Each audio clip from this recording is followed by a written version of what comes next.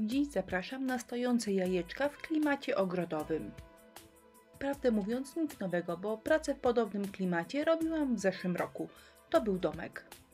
Jeżeli ktoś jest zainteresowany jak mi poprzednio wyszło, to domek podlinkuję na samym końcu filmu. Ale pomyślałam, że ten klimacik domku świetnie pasuje do jajek, więc zrobiłam 2 jajeczka właśnie w takim różano-ogrodowym klimacie. Jajeczka wysokie na 10 oraz 15 cm maluję na biało. A to jest papier z ITD Collection, który absolutnie mnie zachwycił swoim romantycznym, ptaszkowym klimatem. W filmie użyłam papieru o wielkości A3, ale w ramach tej kolekcji ITD Collection wydało także papier A4, czyli wszystkie ptaszki są mniejsze i znakomicie będą pasowały na niewielkie jajka, czyli takie 7-8 cm.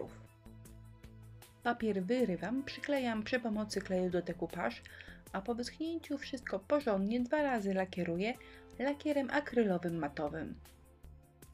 Brzegi jajek uzupełnię kolorem pasującym do obrazka.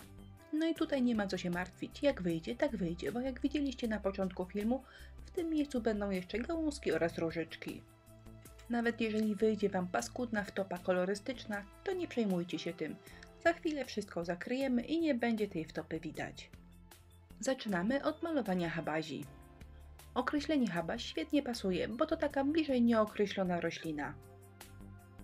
Linię konturówką malujecie gęściej, rzadziej, tak jak Wam w duszy gra. Teraz czekam, aż konturówka wyschnie mniej więcej pół godziny i następnie brudzę te moje habazie rozwodnioną farbą brązową, farbą akrylową oczywiście.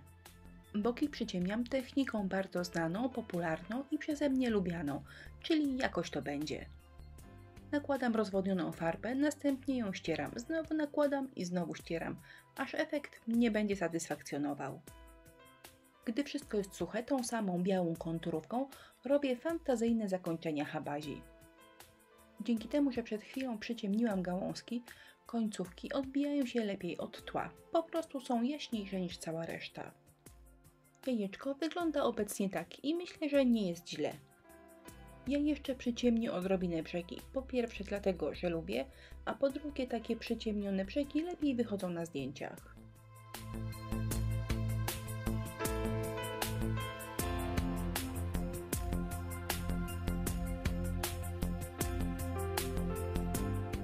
To jest masa super lekka, moja ulubiona. Jeżeli ją dobrze zamknę, to w ten sposób przetrzymuję nawet rok i nic się z nią nie dzieje.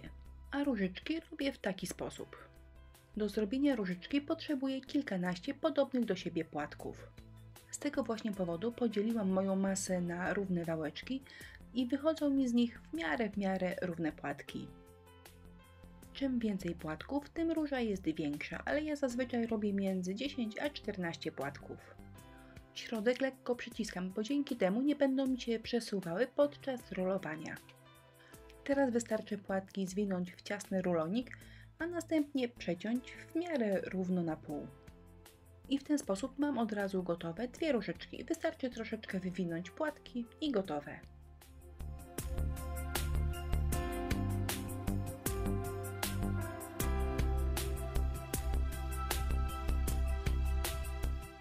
Warto jeszcze dorobić na przykład listki albo inne kawałki gałązek, to potem w całości będzie wyglądało dobrze. Obrazki z ptaszkami są bardzo kolorowe i nie chcę już dodawać do mojej pracy więcej kolorów, więc listki będą w tej dziwnej zieleni, a różyczki niebieskie. Zanim zaczniecie malować różyczki i listki, masa musi dokładnie wyschnąć. Jeżeli zaczniecie malować ją na mokro, to po prostu rozlezie Wam się w rękach. Delikatnie pomalowana różyczka wygląda tak, a na drugi obrazek przygotuję różyczki w kolorze różowym. Biała farba akrylowa oraz pędzel szczecinowy. To przydaje się, by delikatnie pobielić końcówki różyczek oraz listków. Bardzo prosty zabieg, a nasze różyczki nabierają odrobinę blasku i życia. Dodatkowym elementem do mojej pracy będzie zwykła gaza, którą pofarbuję moimi farbami akrylowymi. To są te same kolory, których używałam do barwienia róż. Gazę do pracy możecie przyklejać dowolnym preparatem, byle trzymało. Dla mnie najlepszy do tego jest Heavy Body Gel. Używam wersji matowej, ponieważ jest absolutnie niewidoczna po wyschnięciu. Jedyny minus, że musimy odczekać około 2 godzin, aby żel dokładnie wysechł. A jeżeli komuś się spieszy, to można użyć do tego nawet kleju na gorąco. Gdy tło już jest suche, przyklejam różyczki. I akurat do tego klejenia uważam, że klej na gorąco jest po prostu najlepszy, ponieważ chwyta od razu. Tego typu wykończenia to jest dla mnie absolutnie ulubiona, najfajniejsza część pracy.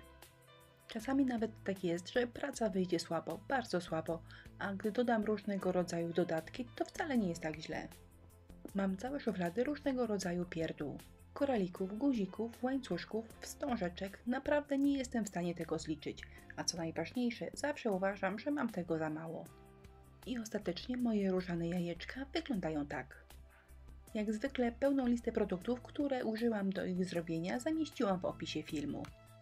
Dziękuję Wam za uwagę, zapraszam do naszego sklepu oraz na inspirello.pl.